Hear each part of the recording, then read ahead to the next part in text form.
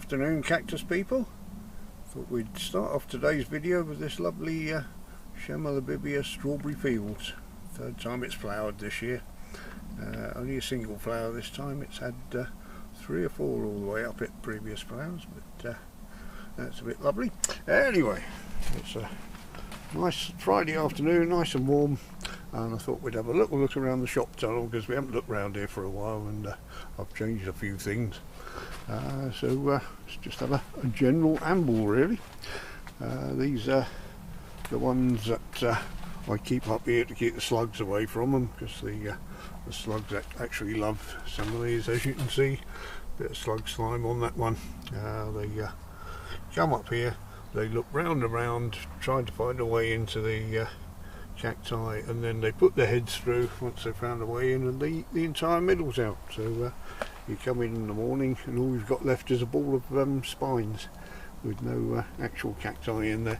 So we've got Boccasanas and the Mammillaria dewey up here as well, because they love both of them.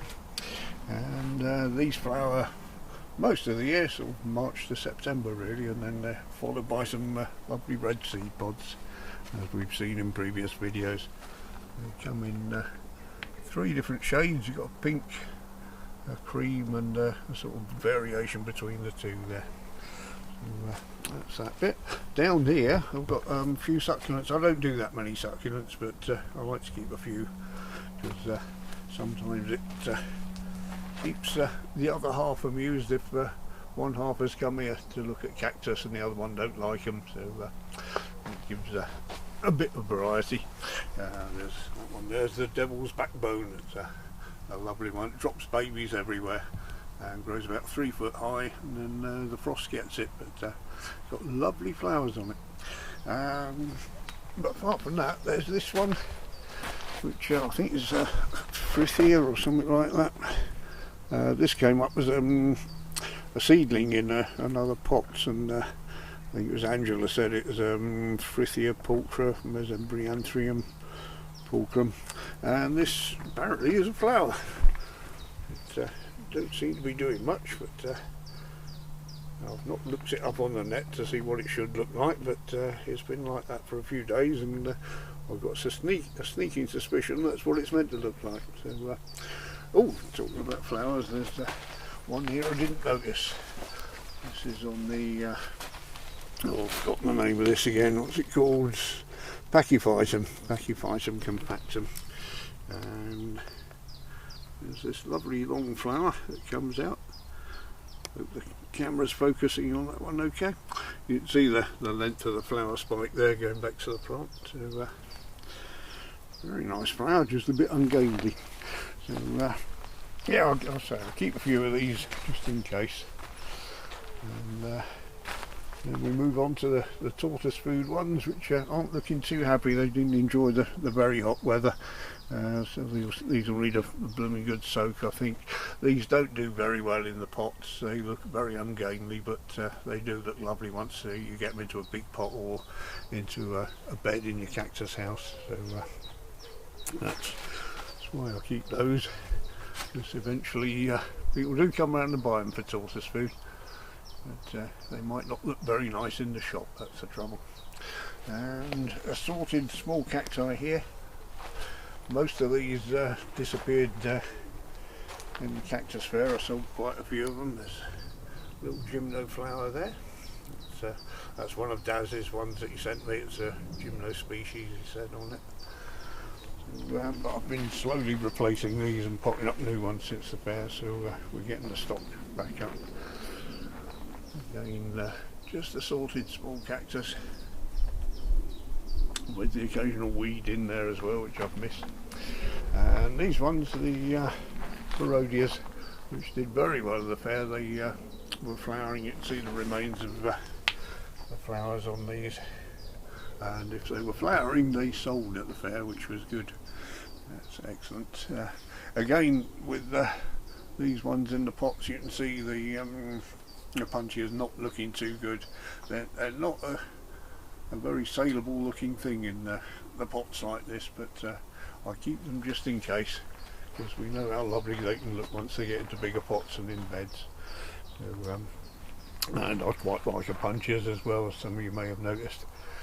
So, this one was just a little pad that was wrinkled up and dropped on the floor a few years ago, and the roots are actually in the middle of the pad on that. I mean, he's grown a new pad this year, so let's have a go at it there. But these normally flower about the second or third pads on the Pungia humifusers. This one at the back here, Pungia repens, I think. That pad completely died off last year, but it's sprouted a couple of new ones from the base there, so it's an interesting looking thing now. These are Chamalobibias. I think you saw in a previous video the Johnson's Gold had a little yellow flower on there. It actually had 2 yellow flowers in the end. And these other Chamalobibias flowering again. They've flowered about 3 times this year. Lovely red flowers on these. Not quite so prolific once the third lot comes round. And the little pink ones have stopped flowering now. So, and up here we got younger versions of the Parodia erubescens, and you can see some of these flowered this year, but they've gone over now, and you can see they're actually full of seed pods, seeds in the pods there. If we try and break that one a little bit, it's not easy to do with one hand. That top's just going to come off, but there's a lot of seeds in there, so can grow quite a few more of these on, and as you can see they're quite viable. When you plant them, the seeds do come up. So, I've replenished some of the ones I sold to children. That was quite popular. I sold those for much less than the going rate, and the kids loved them, which was great. Up here we got the smaller punches, or mostly smaller punches. A few assorted ones in there too. The Alisteras, which keep flowering, which are lovely. And some little Stella Cactus there too. And yesterday we had another Terra Cactus flower. I was saying last week I've never seen one before, and now we've got another one, and a different plant. I never spot the buds on these. They look like they haven't got buds, and then suddenly you see a flower on them. So I'm still not quite sure what a flower bud looks like, because it's just gone from one state to another. It's a bit like Schrodinger's cactus there. You won't see the bud if you're observing it by the looks of it. So, that's lasted a couple of days on there, so that's good. Fantastic. And down here we've got some more expensive ones, the Sulca Rebutia Rauschii. I keep these separate because they take a long time to grow, very slow growing, so I have to charge a little bit more for those. But they're lovely when they flower. And while we're at it, this is the grapevine, or 2 grapevines actually. We've got white grapes, which are going right across the tunnel now, and because they've got pips in them, I planted another red grape alongside it. It's a bit difficult to see which one's which now, and the red grape produced some grapes last year, and they've got pips in them too, despite what the label said in the nursery. So not seedless at all. Anyway, I digress there. And down here, these are the ones I've been potting up to replace what we sold in the Cactus fair. So when these have made the pot, these will be going out for sale as well. They're not quite ready yet, so but they are getting there. And you had 2 of them die so far, which is not bad. I think the heat got a little bit too much last week for some of them. I lost at least 1, possibly 2 or 3. Over here we got things that aren't quite ready or need potting up, need doing things doing to them. That's why we've got the rope, keep them separate from the rest. And we saw last week this little tray of Gymnostellatums that Daz was kind enough to send us. Had some lovely flowers on those, and they've flowered again, so that's brilliant. I must pot those up soon. And various things here that just need various things doing to them. This one, for instance, lovely little Oreoserius, it actually lost its roots, so I've put a note on there, lost roots May 26, so we'll leave that in there until it's grown some new roots, and so all sorts of things that need doing. And that aside, let's step back over there so don't knock anything. These are the bigger cactus that I've got for sale, and I've been selling quite a few big ones recently, which is nice. And we've got a few agaves that I've potted up from pups from the other ones, and these are okay out in the unheated tunnel, but if we do get a long frost, I put some fleece over them, because I did lose a variegated one a couple of winters ago. It got a bit too cold for it, so I'll keep my eye on those. Likewise with some of the tortoise food ones, I've put some fleece over. And here's a bigger one, looking quite nice there, and some more flowers coming on the Echino cactus. Forgotten the name of it. Crassicornis, is it? Just check. Oh, I've got Helianthus crassicornis on there, which is the old name.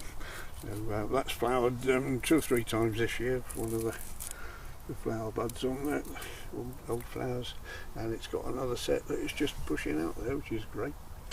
And I'm not quite sure the Echinocactus grusonii might produce some flowers soon. They're doing quite a bit of new growth in the middle there, but probably not quite big enough for flowers yet.